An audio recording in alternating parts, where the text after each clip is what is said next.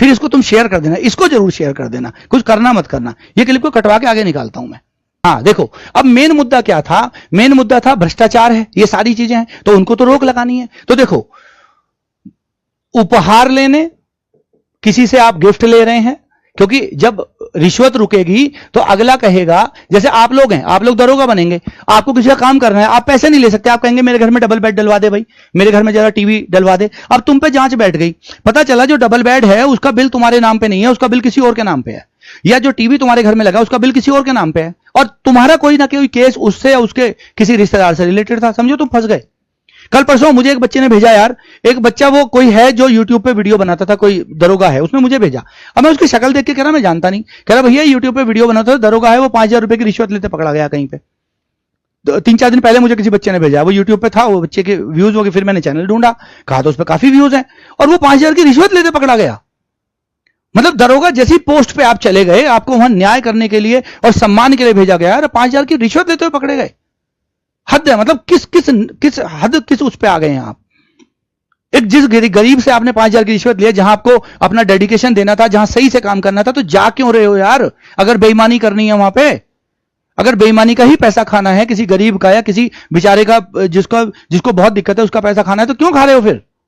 सरकार की नौकरी में पेट नहीं भर रहा, वहां नहीं भर रहा तो बिजनेस करो, क्यों जा रहे हो फिर?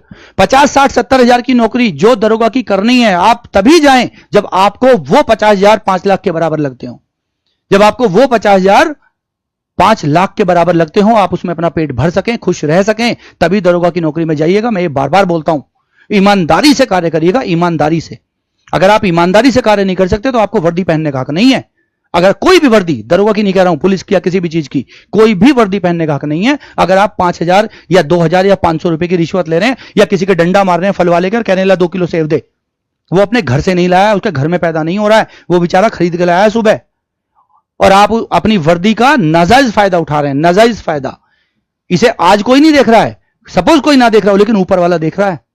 जिस समय वो हिसाब करेगा ना, ऊपर वाला जिस समय वो हिसाब करेगा, आप ध्यान रखिएगा, वो ऐसा हिसाब करेगा कि आप लोगों को पता नहीं चलेगा। ऊपर वाले की लाठी में आवाज नहीं होती है, वो उस 200 रुपए के फल के वो इतने लगवा देगा आपसे कि आप समझ नहीं पाएंगे हो क्या रहा है। सो प्लीज कह रहा हूं बार बार, जिसमें ईमानदारी हो, जिसमें मेहनत हो, जो अपना डेडिकेशन दे सकता हो, जो वर्दी को प्यार करता हो, जो सम्मान करता हो वर्दी का, जो सही को सही, गलत को गलत कर सकता हो, जो अन्याय के खिलाफ लड़ सकता हो, जो किसी गरीब का, मजदूर का, बेचारे के साथ जिसके साथ गलत हुआ उसका सहारा बन सकता हो खड़े होके, वो वर्दी पहनना। जाके बेवकूफ मत बन जाना वहां जाके, हालांकि बन जाते हैं सब जाके, कितना भी ज्ञान दे लूंगा अपने बैचेस में, हर कोई बनता है जाके, बट प्लीज समझिएगा ये बात जो मैं आपको कहने जा रहा हूं। कसम खा लीजिएगा ये अपने आप से कि कभी बेईमानी का एक पैसा तक नहीं खाऊंगा।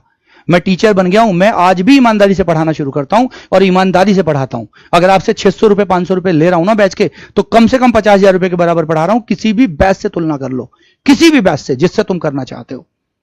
ये मैं खड़े होके प्लेटफॉर्म पे बिल्कुल ऑनलाइन बोल रहा हूं, अपने कंटेंट के दम पे बोल रहा हूं ये बात। तो समझिएगा इन चीजों को, आपको बोल रहा हूं मैं बार बार।